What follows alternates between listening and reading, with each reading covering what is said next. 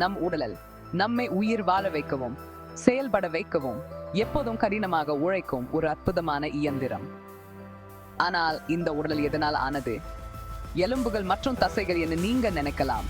ஆனால் அதை விட அடிப்படையான ஒன்று இருக்கிறது, புரதங்கள். புரதங்கள் நம் செல்கள், திசுக்கள் மற்றும் உறுப்புகளை உருவாக்கும் சிறிய கட்டுமான தொகுதிகள் போன்றவை. உணவை ஜீரணிப்பது முதல் தொற்று நோய்களை எதிர்த்து போராடுவது வரை நம் உடலில் உள்ள அனைத்து செயல்முறைகளிலும் அவை ஈடுபட்டுள்ளன. புரதங்கள் இல்லாமல் நாம் இருக்கவே முடியாது. ஒரு வீட்டுக்கு செங்கற்கள் மற்றும் விட்டங்கள் தேவைப்படுவது போல நம் உடல்கள் வளர தங்களை தாங்களே சரி செய்யவும் ஒவ்வொரு நாளும் அவை செய்யும் அனைத்து அற்புதமான விஷயங்களையும் செய்யவும் புரதங்க தேவை. புரதங்களை உங்களுக்குள் இருக்கும் அத்தியாவசிய ஊழியர்கள் என்ன கருதுங்க. எல்லாவற்றையும் சீராக இயங்க வைக்க தொடர்ந்து சுறுசுறுப்பாயிருக்கிறாங்க. வெவ்வேறு வண்ணமணிகளால் ஆன ஒரு நெக்லஸை கற்பனை செய்து பாருங்க. புரதங்கள் எவ்வாறு கட்டமைக்கப்படுகின்றன என்பது மிகவும் ஒத்திருக்கிறது. மணிகள் அமினோ அமிலங்கள் என அழைக்கப்படுகின்றன. மேலும் அவை அனைத்து புரதங்களின் அடிப்படை கட்டுமான தொகுதிகள். 20 வகையான அமினோ அமிலங்கள் உள்ள, ஒவ்வொன்றும் தனித்துவமான வடிவம் மற்றும் பண்புகளை கொண்டுள்ள.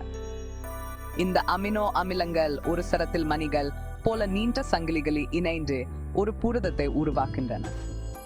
அமினோ அமிலங்களின் வரிசை புரதத்தின் தனித்துவமான முப்பரிமாண வடிவம் மற்றும் செயல்பாட்டை தீர்மானிக்கிறது. ஒரு நெக்லஸில் உள்ள மணிகளின் வரிசையை மாற்றுவது ஒரு வித்தியாசமான வடிவத்தை உருவாக்குவது போல, அமினோ அமிலங்களின் வரிசையை மாற்றுவது ஒரு வித்தியாசமான வேலையுடன் ஒரு வித்தியாசமான புரதத்தை உருவாக்குது. இவ்வளவு சிக்கலான மூலக்கூறுகள் இந்த எளிய அலகுகளில் இருந்து கட்டமைக்கப்பட்டுள்ளன என்பதை நினைப்பது ஆச்சரியமாக இருக்குது. ஒரு புரதத்தில் உள்ள அமினோ அமிலங்களின் வரிசை அதன் தனித்துவமான முப்பரிமாண வடிவத்தை தீர்மானிக்கிறது. இது அதன் செயல்பாட்டுக்கு அவசியம். ஒரு காகிதத்தை வெவ்வேறு ஓரிமி வடிவங்களா மடிப்பதை கற்பனை செய்து பாருங்க. அதேபோல் ஒரு புரத சங்கிலி ஒரு குறிப்பிட்ட வடிவத்தில் மடிந்து திருப்புகிறது. இது வேதியியல் பிணைப்புகளா ஒன்றாக வைக்கப்படுது. புரத அமைப்பில் 4 நிலைகள் உள்ள. முதன்மை அமைப்பு அமினோ அமிலங்களின் நேரியல் வரிசை ஒரு சரத்தில் மணிகள் போல. இரண்டாம் நிலை அமைப்பு அருகிலுள்ள அமினோ அமிலங்களுக்கு இடையே உள்ள ஹைட்ரஜன் பிணைப்புகளால் உருவாக்கப்பட்ட ஆல்பா ஹெலிஸ்கள் மற்றும் பீட்டா தாள்கள் போன்ற உள்ளூர் மடிப்பு வடிவங்கள். மணி சரங்களின் பிரிவுகள் சுருள் அல்லது தாள்களை உருவாக்குவதை கற்பனை செய்து பாருங்கள். மூன்றாம் நிலை அமைப்பு தொலைதூர அமினோ அமிலங்களுக்கு இடையேயான தொடர்புகளால் உருவாக்கப்பட்ட ஒரு புரத சங்கிலியின் ஒட்டுமொத்த முப்பரிமாண வடிவம். முழு மணி சரமும் ஒரு சிக்கலான தனித்துவமான வடிவத்தில் மடிவதை பற்றி சிந்தியுங்க.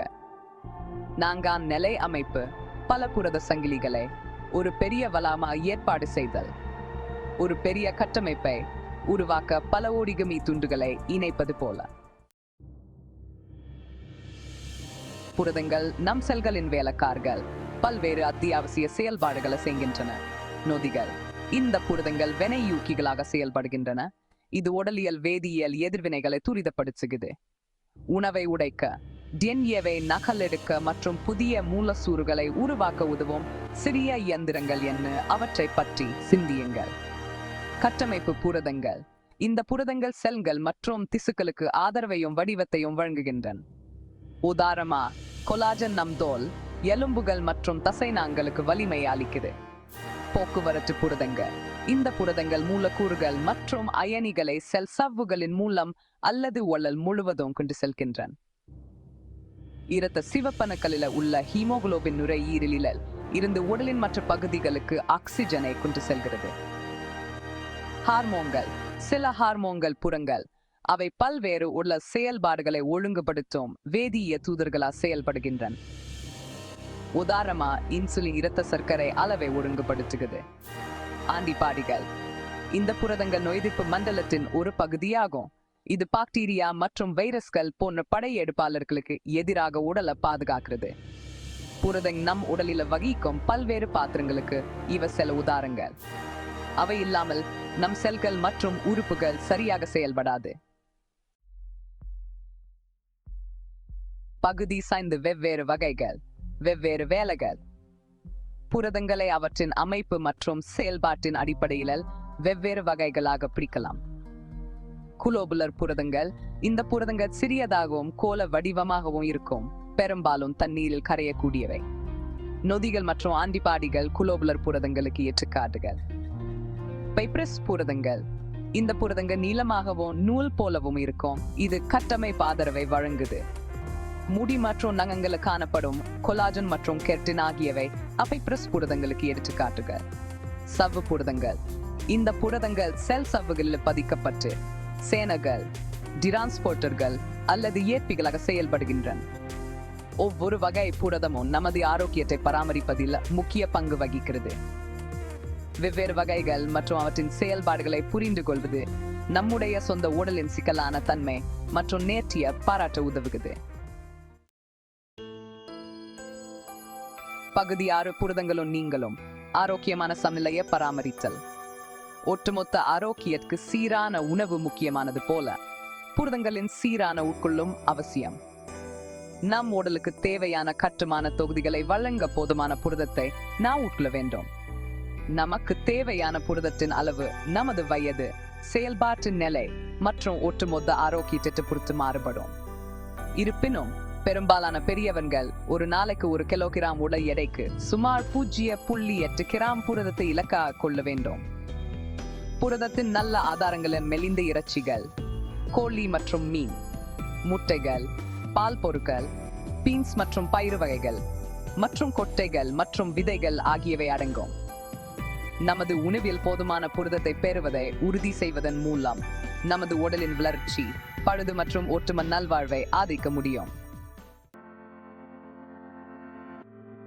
பகுதி 7. சீரான உணவின் முக்கியத்துவம். மற்ற அத்தியாவசிய ஊட்டச்சத்துக்களை புறக்கணிக்காமல் போதுமான புரதத்தை உட்கொள்வதை உறுதி செய்வதற்கு சீரான உணவு மிக முக்கியமானது.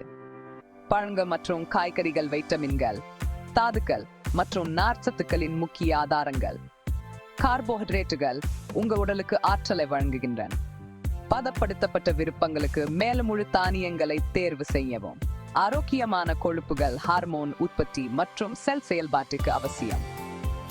வெண்ணெய், கொட்டைகள் மற்றும் ஆலிவ் எண்ணெய் போன்ற ஆதாரங்களை சேர்க்கவும். அனைத்து உணவு குழுக்கள் இருந்தும் பல்வேறு வகையான உணவுகளை உண்பது உங்கள் உடலுக்கு தேவையான அனைத்து ஊட்டச்சத்துக்களையும் சமநிலையில் பெறுவதை உறுதி செய்ய உதவுகிறது.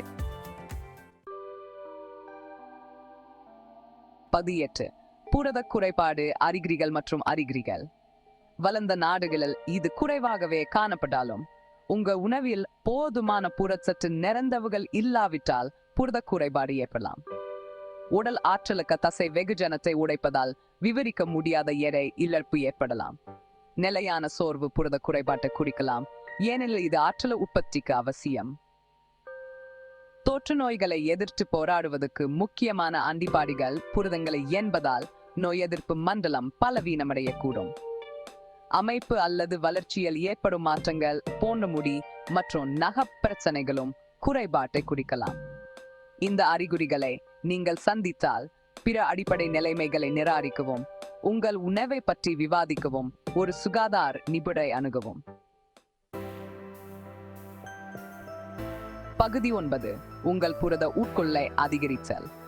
உங்கள் புரத உட்கொள்ளை அதிகரிக்க நீங்கள் விரும்பினால் அதை செய்ய பல சுவையான மற்றும் ஆரோக்கியமான வழிகள் உள்ளன. வேக வைத்த முட்டை, கிரேக்க தயிர் அல்லது ஒரு சில கொட்டைகள் போன்ற புரதச்சத்து நிறைந்த சிற்றுண்டிகள் விரைவான புரத ஊக்கத்தை அளிக்கும். ஒவ்வொரு உணவிலும் புரதத்தின் மூலத்தை சேர்க்கவும். வறுத்த கோழி சாலட், பருப்பு சூப் அல்லது டோஆப் வறுவல் ஆகியவற்றை பற்றி சிந்தியுங்கள்.